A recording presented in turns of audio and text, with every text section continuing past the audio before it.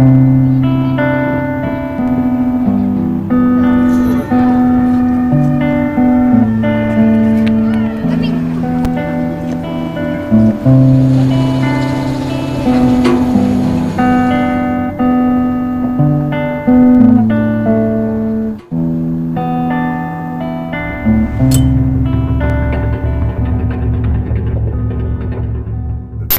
we've got to have the strongest military in the world, and we occasionally have to twist the arms of countries that wouldn't do what we need them to do.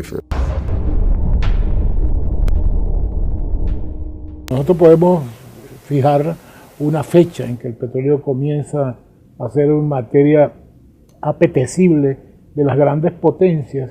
Podemos fijar 1911, cuando Winston Churchill, primer Lord del Almirantazgo británico, ordenó que todos los buques de la Armada Imperial pasaran de carbón a diésel. Y Venezuela se incorporó a esa danza del petróleo con fines estratégicos, porque su petróleo fue explotado por compañías de los dos grandes imperios de la época, tanto el imperio moribundo como el naciente, Inglaterra y luego Estados Unidos.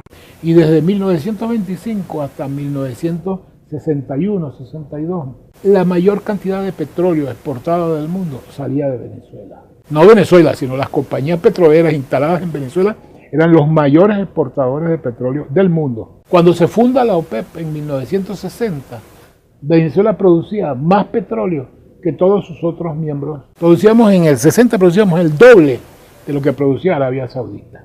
Y la importancia geopolítica que determinó aquí golpes de Estado, invasiones, amenazas. Guerra.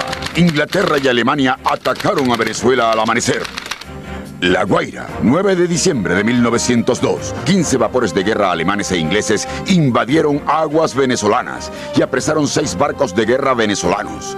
Las fuerzas inglesas y alemanas están desembarcando en La Guaira. Están ocupando Maiquetía y Macuto. El presidente Cipriano Castro llama a las armas. La planta insolente del extranjero ha profanado el sagrado suelo de la patria. Denuncia la proclama del presidente de la República, Cipriano Castro. Amanecer del 9 de diciembre de 1902, La Guaira. El motivo supuesto de esta agresión fue que Venezuela no había podido pagar la deuda externa, una deuda externa que venía pues desde cuando éramos colonia de España. Cuando Castro llega al poder viene con un proyecto de país que no existía, que no existió en todos los gobiernos, en todos los presidentes del siglo XIX venezolano.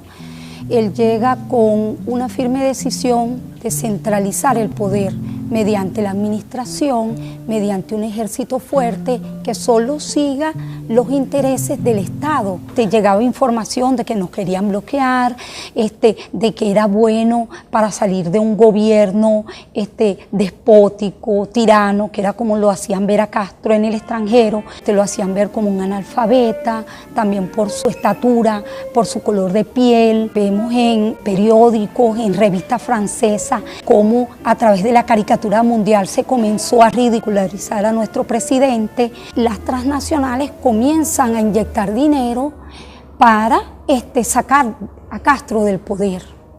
¿Qué pasa? Una vez que no pueden por esta vía, mediante levantamientos en el territorio nacional, vienen con una segunda fase que fue el bloqueo de las costas venezolanas. Estados Unidos habla con Alemania e Inglaterra y le dice que ellos van a permitir el bloqueo, un bloqueo pacífico, pero que no debe haber agresión y menos que ellos quieran apoderarse de territorio venezolano. A partir del 13 de diciembre, Alemania comienza a bombardear Puerto Cabello, después bombardea Maracaibo, y al momento de estos bombardeos, Estados Unidos interviene y obliga a Alemania a que se siente con él. Todo eso hizo que el gobierno fuera perdiendo credibilidad, hasta que, fíjense, en 1905, Castro toma el poder de la comunicación en Venezuela, no le renueva la concesión al cable francés. Eso hace pues que Francia esté más molesta y rompa relaciones con Venezuela. 1904. El presidente Cipriano Castro decreta la expropiación de la transnacional New York and Bermúdez Company, que desde 1885 exportaba asfalto prácticamente sin pagar impuestos. A Cipriano Castro lo derrocaron los gringos, lo derrocó el petróleo. Estados Unidos en este contexto muestra que a partir de este conflicto ellos son los que van a tener el control en este territorio de que Venezuela fuera el patio trasero de Estados Unidos.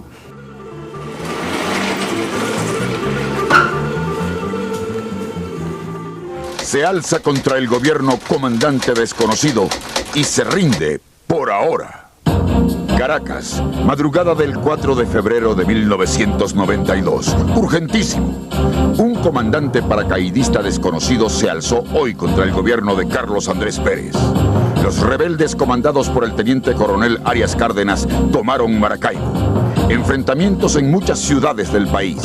Los revolucionarios atacaron el Palacio de Miraflores y la residencia presidencial de La Casona. El presidente Pérez escapó milagrosamente. El gobierno anuncia que dominó la situación. Un comandante paracaidista llamado Hugo Chávez asumió la responsabilidad del movimiento y se rindió por ahora porque los objetivos no fueron logrados, afirmó el rebelde. Esta fuerza inmensa que es y será el movimiento bolivariano, aliado en un gran frente nacional, donde se integren las diversas fuerzas sociales del país y del continente, por qué no decirlo así, vamos a tomar el poder y vamos a transformar este destino venezolano. Ese odio de cierta prensa venezolana no comenzó ni siquiera desde la asunción del poder del presidente Chávez, sino incluso desde su aparición el 4 de febrero de 1992. Desde ese mismo momento comenzaron a satanizar su figura y su proyecto que reivindicaba el bolivarianismo. Bueno, en principio utilizar la figura del militar latinoamericano, el milico, la bota militar, y trataron de construir una imagen que afortunadamente el pueblo venezolano no se creyó.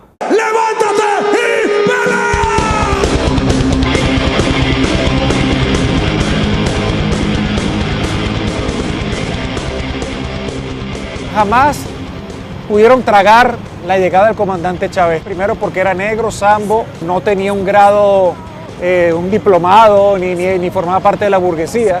Ya por ahí no les caía bien Chávez. El pueblo invisible lo visibilizó, los pobres, el 80% cuando llega Chávez era pobre. El 40% era prácticamente una pobreza extrema. Él le dio voz, le dio voto y le dio poder al pueblo. Eso ya era algo que no se podía tragar. Como en todo el mundo, los dueños de los medios en Venezuela son los quienes manejan el poder económico. Poder que ha perdido privilegios porque eran ellos quienes decidían, por ejemplo, quién era el presidente de PDVSA. Eran ellos quien decidía quién era el presidente del Banco Central de Venezuela o el ministro de Relaciones Exteriores. El presidente Chávez siempre contaba una anécdota que apenas asumió el poder fue llamado por los dueños de estos medios para reunirse y discutir sobre el nuevo gabinete. Y bueno, Chávez dijo que no, que les había dado un parado y ahí comenzó la guerra mediática, digamos, con más fuerza. Aquí pensaban seguir. Esa burguesía parásita se apropió durante 100 años de la mayor parte del ingreso petrolero nacional. Parásita. Era un saqueo al país. Llegó la revolución y mandó a parar. Queremos dar la actualidad a bordo de este medio periodista con destino al aeropuerto internacional Maracaibo. Por estar listo para el despegue.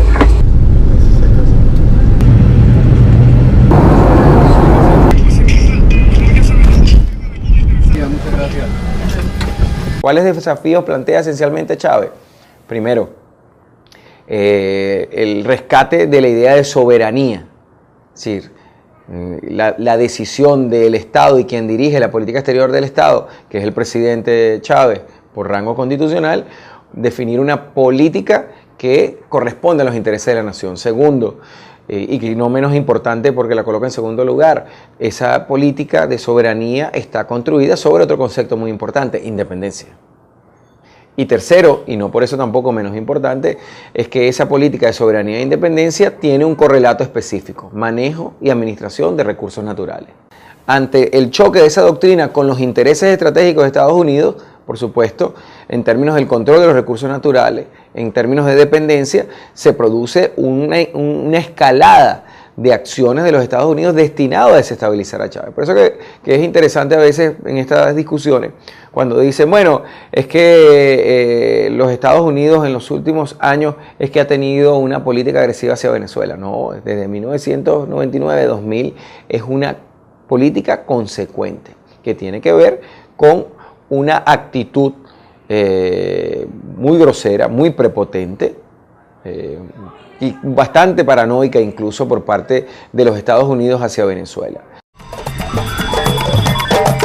Obviously, Venezuela is important because they're the third largest supplier of petroleum. I would say that Mr. Chavez, and the State Department may say this, probably doesn't have the interest of the United States. Todos fueron derrocados. Cipriano Castro, después Isaías Medina, después Carlos Delgado, antes de él Rómulo Gallegos, un gran escritor, y yo, derrocado. Y la causa fundamental, el petróleo.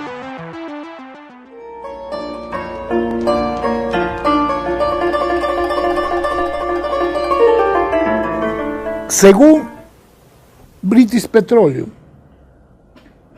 el BP Statistical Review, el mundo hay 1.700.000.000.000 de barriles. En la OPEP está 1.216.000.000, el 71%. Y en Venezuela, con la certificación Ryder Scott PDVSA, estos 298.000 que te decía, equivalen al 17,55% de todas las reservas probadas del mundo.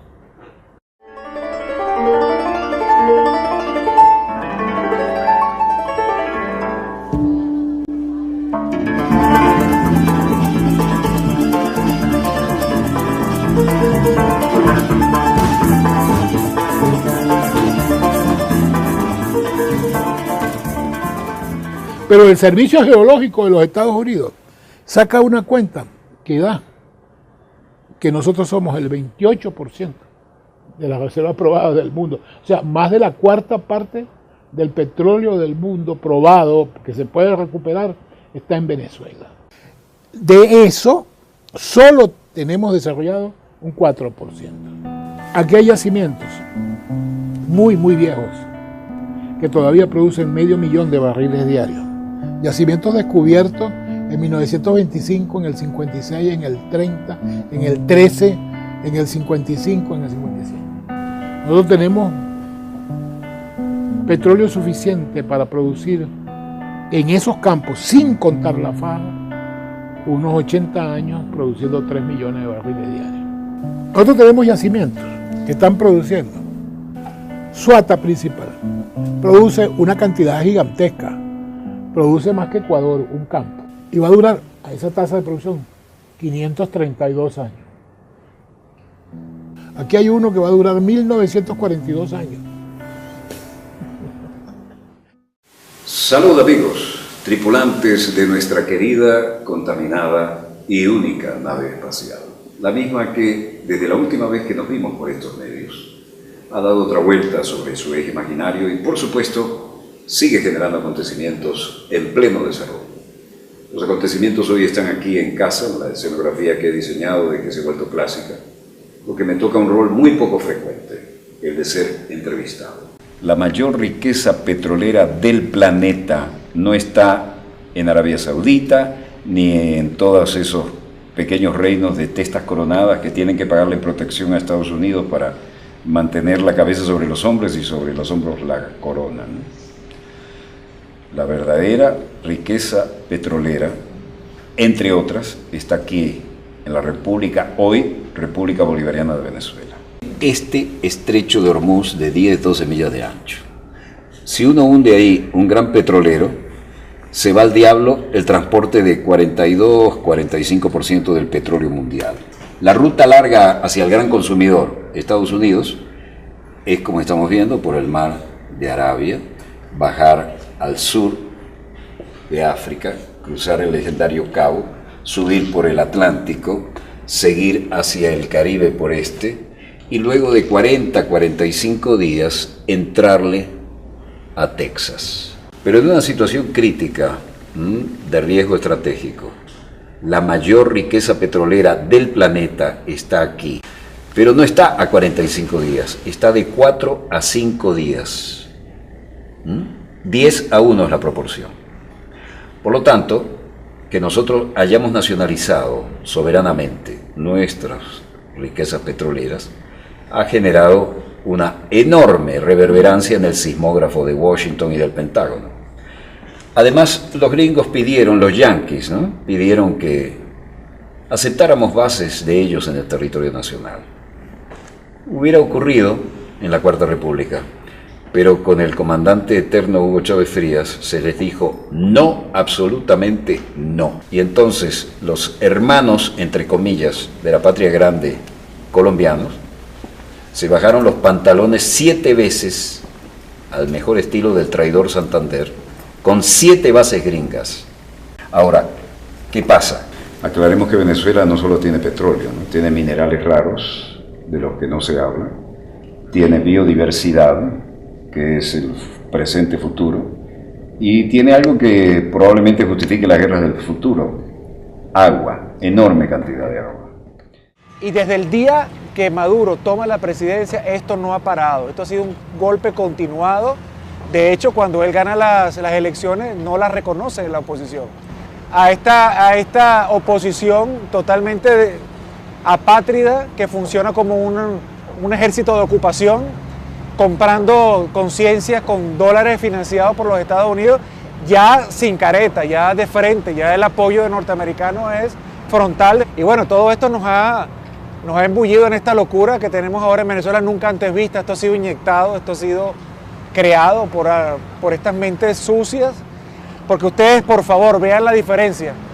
Ustedes ven la marcha chavista, las marchas rojas, son tambores, alegría, cantos, esperanza, patria, y ven las marchas de oposición, odios, gritos, insultos, destrucción, quema. Aquí han quemado clínicas materno-infantiles, aquí han asesinado personas, jóvenes, entre ellos mismos, con armas de fabricación casera. Aquí han quemado, nada más en la noche de ayer, por ejemplo, para decirles algo, quemaron 51 autobuses de primera que son para el pueblo, y se suma, ya pasan los 200 autobuses quemados. Han arremetido contra el metro, han arremetido contra liceos, escuelas, han destruido universidades, han llamado directamente a la violencia, han llamado al golpe de Estado, inclusive con mensajes directos a las Fuerzas Armadas, y han comprado jóvenes, haciéndoles creer, les han lavado el cerebro, haciéndoles creer que están en una labor patriótica, y a otros les están pagando, inclusive están pagando a bandas armadas de delincuentes para que creen el caos y actúen, como les dije antes, como un ejército de ocupación.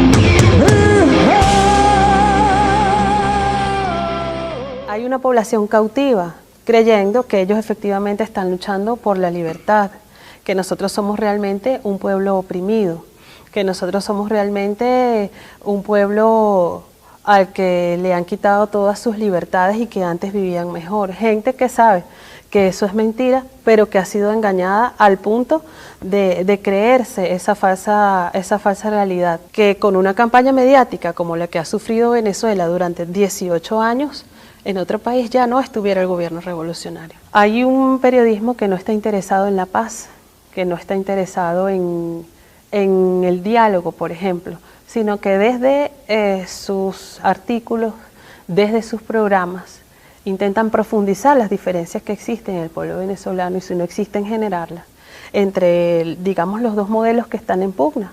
El chavismo, que ha presentado un proyecto, un modelo claro, y la oposición, cuyo proyecto es salir del gobierno revolucionario.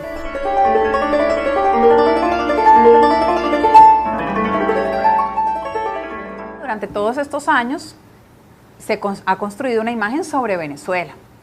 Y es una imagen que se ha distribuido a través de todas las fuentes informativas posibles. Deportistas, artistas, cantantes, es decir, en todas las fuentes informativas tú encuentras información distorsionada sobre Venezuela. La gente en el mundo se ha convertido en una venezolanóloga, o sea, son expertos en Venezuela, pero no han pisado nunca este país, no tienen relación directa con lo que verdaderamente aquí está pasando. Los periodistas de Venezuela vinieron a contar una historia que les dijeron, vayan y cuenten el hambre de Venezuela, cuenten las colas por los alimentos en Venezuela, cuenten la necesidad de medicinas. ¿Qué pasaría si esas mismas órdenes las recibieran para contar Colombia? ¿Qué pasaría si esas mismas órdenes las recibieran para contar Brasil?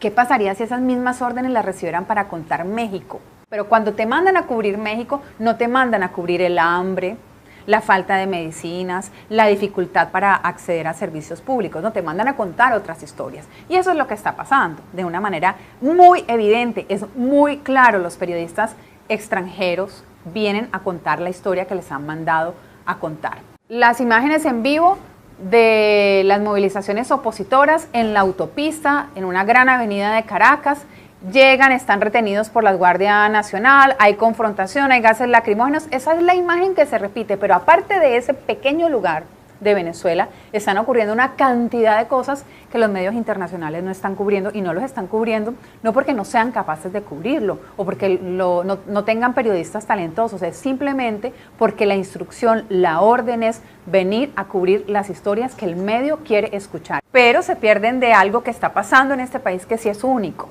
y es el empoderamiento de la gente de base, y que explica en buena medida por qué el gobierno de Nicolás Maduro y antes el gobierno de Hugo Chávez no se ha derrumbado.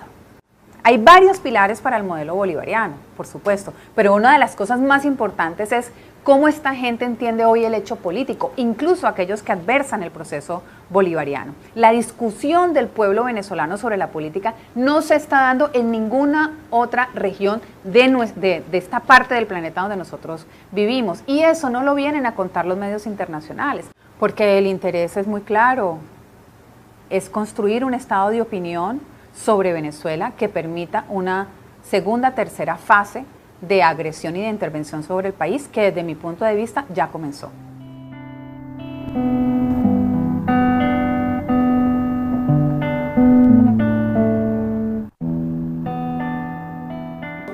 ¿Por qué la oposición insiste tanto en el tema de la crisis humanitaria? Porque en el derecho internacional humanitario existe la figura de la injerencia humanitaria, es decir, un país que sufra hambrunas, terremotos, catástrofe, se produce toda una oleada de intervención humanitaria.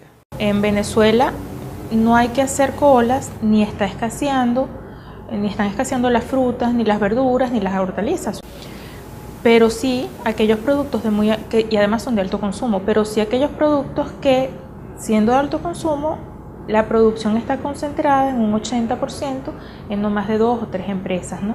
Y además productos emblemáticos para la mesa del venezolano, la harina de maíz precocida, el arroz, el café, el azúcar. Nosotros estamos en unos niveles de producción relativamente altos si lo comparamos con la década de los 80, de los 90, incluso en términos per cápita. No es la caída de la producción lo que está explicando las colas de algunos productos, ni tampoco el incremento de los precios. Si de verdad fuese un problema de producción, porque el producto sí se consigue en los mercados ilegales, porque los productos están en los mercados ilegales.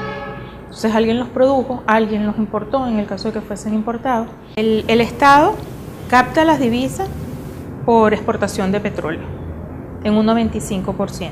Claro, el Estado le entrega a tasa preferencial las divisas al sector privado para que importe a tasa preferencial, pero cuando hacen la conversión no utilizan la tasa preferencial, utilizan la más alta que ven en el mercado, y la más alta que ven en el mercado es la de ese mercado ilegal, desproporcionada, totalmente manipulada, que tiene un comportamiento, el patrón está asociado a los momentos electorales o de alta conflictividad política.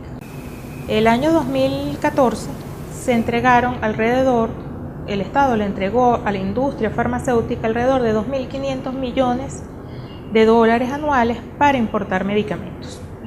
Ya desde el 2013 se estaba comenzando a observar la escasez de medicamentos. Ahora, el año 2004 se entregaron alrededor de 900 millones de dólares. La diferencia es grande, ¿no? De 900 a 2.400. Los venezolanos no nos hemos enfermado tanto en 10 años para justificar ese incremento. Entonces ahí es donde decimos, no es un problema de la asignación de divisas, no es un problema de la falta de recursos. Si bien los recursos del 2012 para acá han disminuido por la caída del precio del petróleo, la asignación de alguna forma se ha mantenido en términos relativamente superiores a los históricos. Es decir, no se justifica la escasez por esa vía. Todas estas agresiones económicas, que además son contra el pueblo, no son contra la economía, son contra un pueblo, tienen una intencionalidad política y generar una desestabilización social, mucho malestar, porque hay que ver lo que angustia, ¿verdad? Buscar un medicamento y no conseguirlo, que también, bueno, lo hemos venido diciendo, la guerra económica no está sola, está acompañada de una guerra psicológica y de una guerra comunicacional que la potencian. O sea, se crean los hechos, pero luego se desvía la responsabilidad de los hechos en una campaña comunicacional y psicológica, donde se muestra que la culpa es de un modelo socialista fracasado, cuando más bien son prácticas que han manipulado estos mercados. Algo similar ocurrió en Chile, en la época de Salvador Allende, entre el año 70 y 73, largas colas para conseguir bienes esenciales, pero los niveles de producción nunca cayeron, los niveles de importación tampoco.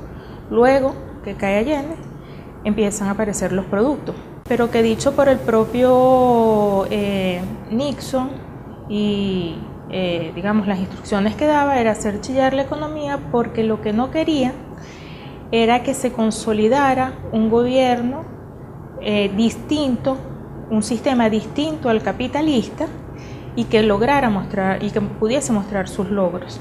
Bueno, yo lo que creo es que se ha intentado vender que es un Estado fallido, y no solo se ha intentado vender sino propiciar, es decir, con esa oposición violenta, también con una guerra económica, es decir, que no es fruto de la conspiranoica, ¿no? Que es exactamente igual que se hizo contra el gobierno de Salvador Allende, ¿no? Se está viendo, por ejemplo, las farmacéuticas o las grandes industrias, a pesar de que Venezuela ha pagado sistemáticamente toda la deuda, no está en default, no se le está suministrando pues los elementos para trasladar a su población, por ejemplo, medicinas, algo tan importante, ¿no? Sobre todo en tema de hipertensión, son medicinas además que afectan mucho a la población. Yo creo que ha habido un esquema de declararlo Estado fallido a la manera de las intervenciones, pero lo que está detrás es el control de un proyecto político que lidera Venezuela de integración regional. Relación con las acciones del gobierno venezolano, que viola los derechos humanos en términos de aspectos fundamentales vinculados a las libertades. Continuamos en trabajo cercano con el Congreso, así como con otros actores de la región. El presidente Obama sí va a firmar las sanciones y coordinar su implementación. Estas sanciones representan el compromiso del Departamento de Estado y el gobierno de los Estados Unidos en apoyar al pueblo venezolano a proteger su democracia. Hay una que puede ser incluso más rápido. 2 portaaviones en el Golfo de Maracaibo. Esos tipos que vociferan como Maduro y Diosdado son una bola de cobardes porque atacan mujeres y niños. Exacto. Hay que plantarles enfrente 2 portaaviones y vamos a ver si son tan guapos como dicen con el ejército americano. Dios te bendiga, Belardo. No, por favor. No, porque es que cuando uno dice, pero que se metan los gringos. No, pero por favor. Que usen la fuerza en nombre de la libertad. Te dicen, oh, no. Y le preguntan, ¿se justifica moralmente asesinar al tirano? Claro, porque es que un pueblo que asesina o quien asesina a un tirano no es un asesino. Exacto. Es un patriota. Exacto. Y entonces hay que pasar a la acción. Y hay que tomar las armas de ser necesario. El hecho de que nosotros pasamos de ser un desafío en el diseño de la política exterior norteamericana a ser una amenaza. La diferencia conceptual en la formulación norteamericana entre un país desafío y un país amenaza es que un país amenaza puede incluir hasta última instancia una intervención militar. Un desafío no, implica presiones. Uno es un documento de julio del año 2015, ese mismo año, de un especialista norteamericano que se llama Robert Ellis, un asesor de inteligencia del Departamento de Guerra del Ejército norteamericano, que publica un trabajo que se denomina La inminente implosión en Venezuela y sus implicaciones para los Estados Unidos. ¿Y qué dice en ese documento Robert Ellis? Venezuela está en una situación de inestabilidad, el presidente Nicolás Maduro no tiene la capacidad de mantener el orden y la inestabilidad en Venezuela va a generar una inestabilidad en la zona y ante eso tiene que actuar los Estados Unidos. ¿Qué dice Robert Ely? Bueno, los Estados Unidos a lo mejor no tenga que intervenir directamente, pero debería de intervenir a través de sus socios, Colombia y Guyana. Bersinki también ha sido el principal auspiciante de lo que se llama la tesis del caos constructivo. ¿Qué es el caos constructivo? Generar una situación de desequilibrio económico, financiero, social, militar, para producir un reacomodo de un país no amistoso a los intereses norteamericanos o en su defecto, y esto lo quiero subrayar, producir una cesión de su territorio, al estilo de Libia o al estilo de lo que intentan en Irak, con el norte de Irak y los turcos, o con Turquía, o lo que están intentando con Yemen para sacar el oleoducto para permitir el trasvase de los puertos que están sobre el Golfo Pérsico. Y aquí pretende aplicarlo y se pretende aplicar a través de Colombia. Ese último informe que yo te señalo de Robert Ely es contundente. Colombia es clave en esto. No es fortuito entonces la concreción del acuerdo de la OTAN, y saldría mucho más barato si logran la secesión de Maracaibo a Colombia. Ese es el proyecto geopolítico. No puedo derrumbar al gobierno de Chávez o de Nicolás, es la tesis del secesionismo. Es muy sencillo, para explicarlo así. ¿Qué tipo de Estado opera en la frontera colombiana, del lado colombiano? ¿Y qué tipo de Estado opera o funciona o tiene competencias en el territorio venezolano?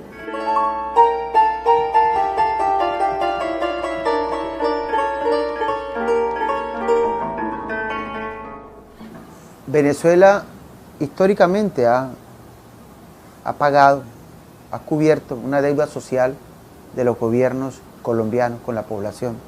En estas últimas 2 décadas, el crecimiento nos ha llevado a considerar una población de cerca de 6 millones de colombianos. ¿Por qué se vienen los colombianos a Venezuela? En estas últimas 2 décadas, fundamentalmente, porque los procesos de orden social que desarrolla el gobierno venezolano tienen que ver con la atención al ciudadano, indistinto de su condición, de dónde haber nacido, y los colombianos se sienten mucho más atraídos y beneficiados. Uno, porque hay un escenario geográfico donde pueden llegar y van a tener la cobertura de orden social, cultural, económico, incluso político. El gobierno colombiano no ha logrado entender la dimensión, o no quiere entender la dimensión de lo que significa sostener una franja de colombianos tan importante. Y el gobierno colombiano, que ha asumido el paramilitarismo como una política de Estado, ha sido coautor del proceso de desestabilización que se genera en Venezuela.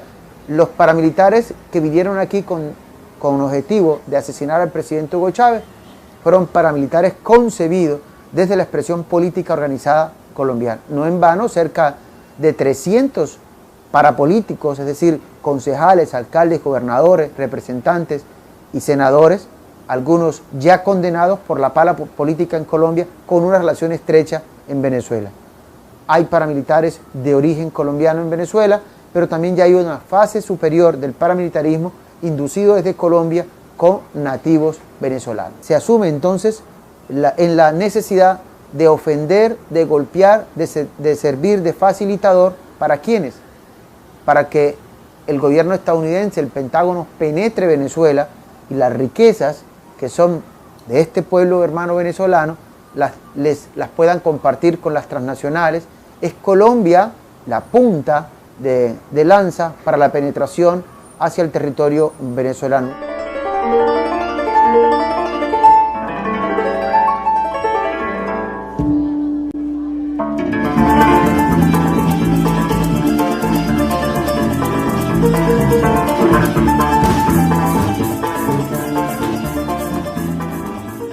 Obama nos caracterizó como una amenaza extraordinaria e inusual.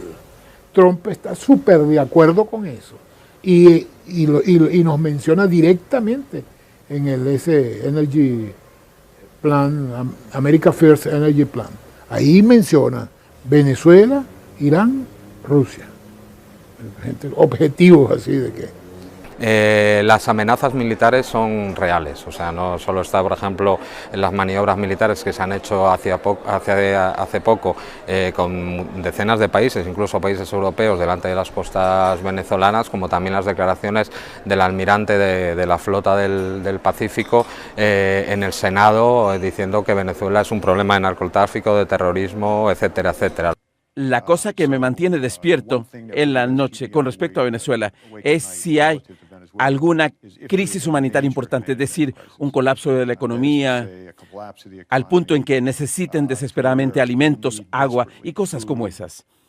Y entonces podríamos reaccionar a eso, y lo haríamos. Ahora, cuando no puedes tumbarlo desde adentro y se genera una crisis, entonces humanitariamente, para evitar una crisis humanitaria, para evitar derramamiento de sangre más grandes, para evitar que se extienda esto a países vecinos, aparecen gente de buena voluntad que dice esto es un problema de seguridad hemisférica y hay que actuar ya.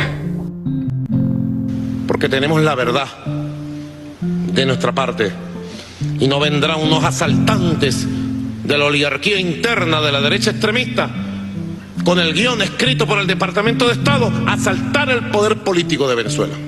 Se equivocaron con nosotros, se equivocaron de país. Un gobierno que respete a los pueblos de América Latina, a la América de Simón Bolívar, carajo. Váyanse al carajo, yanquis de mierda, que aquí hay un pueblo digno. Sépanlo, estamos resueltos a ser libres, pase lo que pase y cuéstenos lo que nos cueste. ¡Ya basta! ¡Ya basta!